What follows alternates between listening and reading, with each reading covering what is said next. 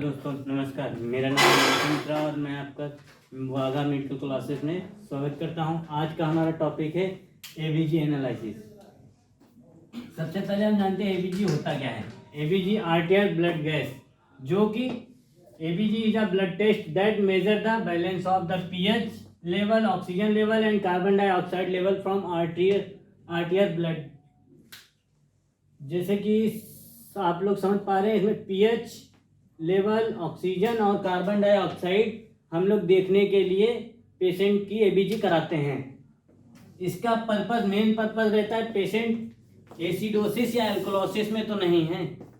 इसके अलावा इसका जो कॉमन साइट रहता है, रेडियल आर्टरी, फीमोरल आर्टरी और ब्रेकियल आर्टरी से सैंपल हम लोग कलेक्ट करते हैं। इसका सबसे पहले एबीजी की जो नॉर्मल वैल्यू है वो पता होनी जरूरी है हम लोगों को एसिडिक और एल्कोलोसिस जानने के लिए। तो सबसे पहले हम लोग एबीजी में जो नॉर्मल वैल्यू जिनके थ्रू हम लोग डिसाइड करेंगे पेशेंट एल्कोलोसिस में है या एसिडोसिस में है। पीएच अगर जो 7.35 से 7.45 के बीच में है तो ये नॉर्मल रेंज रहती है हमारे पीएच की, नॉर्मल रहता है। अगर जो पीएच है 7.35 से कम होता है तो ये एसिडिक होगा और 7.45 से ऊपर होगा तो एल्कोलोसिस होगा। ये एसिडिक हो गया, एसिडिक और एल्कोलोसिस। अब partial pressure of carbon dioxide, इसमें जो होता है लंग्स इससे मेजर करते हैं लंग्स को। 35 से 45 ये नॉर्मल रेंज रहती है। 35 से कम होगा और 35 से कम होगा तो ये आपका अगर जो पीएच के साथ, जैसे आप ये नीचे ये देखिए रिस्पायरेटरी एसिडोसिस जो दिख रहा है, इसमें पीएच कम है हमारा और ये कार्बन डाइऑक्साइड हमारा बढ़ा हुआ है, तो ये रिस्पायरेटरी एसिडोसिस की तरफ जाता है। जैसे जब पीएच कम होगा और कार्बन डाइऑक्साइड बढ़ा होगा तो ये हमारा रिस्पायरेटरी एसिडोसिस में जाएगा। ये हमारी नॉर्मल वैल्यू लिखी है जिसमें कार्बन डाइऑक्साइड 35 से 45 है और बाइकार्बोनेट 23 से 28 है और ऑक्सीजन है 80 से 105। ये हमारी नॉर्मल वैल्यूज हैं। इसके अलावा सबसे पहले जानते हैं पीएच अगर जो less than 7.35 it means acidic, pH greater than 7.45 it means alkalosis. अब ये कार्बन डाइऑक्साइड जो है हमारा रिस्पायरेटरी, इससे रिस्पायरेटरी को हम लोग डिटेक्ट करते हैं। जो मतलब कार्बन डाइऑक्साइड जो होता है हमारा ये रिस्पायरेटरी इससे डिटेक्ट करते हैं और बाइकार्बोनेट होता है इससे हम लोग किडनी मतलब मेटाबॉलिक डिटेक्ट करते हैं।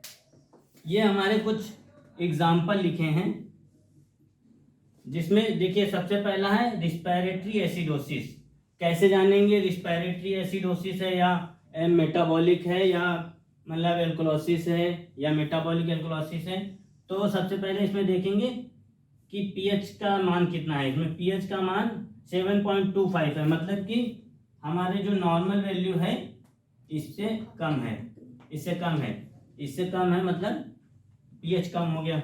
अब जो partial pressure of carbon dioxide है ये इससे ज़्यादा है, ठीक है, इससे ज़्यादा है।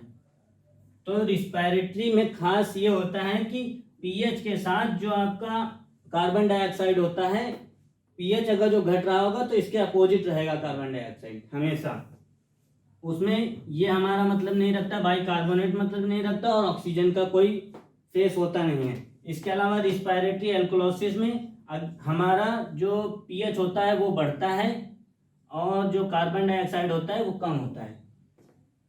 इसके अलावा मेटाबॉलिक देखने के लिए हम लोग सबसे पहले देखेंगे पीएच का मान इसमें 7.25 है और इसमें बाइकार्बोनेट 18.2 है, मतलब जो हमारी नॉर्मल वैल्यू है इससे कम है। इसमें क्या हुआ, दोनों चीजें कम है, दोनों चीजें कम है, इसमें आपकी दोनों चीजें कम है। जब भी मेटाबॉलिक एसिडोसिस या एल्कोलोसिस होगा तो पीएच के साथ बाइकार्बोनेट घटेगा और अगर जो पीएच बढ़ रहा है तो बाइकार्बोनेट बढ़ेगा। ये मेटाबॉलिक का सिम्टम्स होता है इसका। जैसे इसमें आप देख लीजिए, इसमें पीएच के साथ मेटाबॉलिक बढ़ रहा है, ये बाइकार्बोनेट बढ़ रहा है आपका। अब इसका एक सिंपल सा रूल होता है, ROME, रोम मतलब रिस्पायरेटरी अपोजिट और मेटाबॉलिक इक्वल। बस ये सिंपल सा फंडा यही। अगर जो आपको इसका सिंपल सा फंडा समझ में आ गया तो समझो एबीजे आप लोग समझ जाएंगे। Thank you.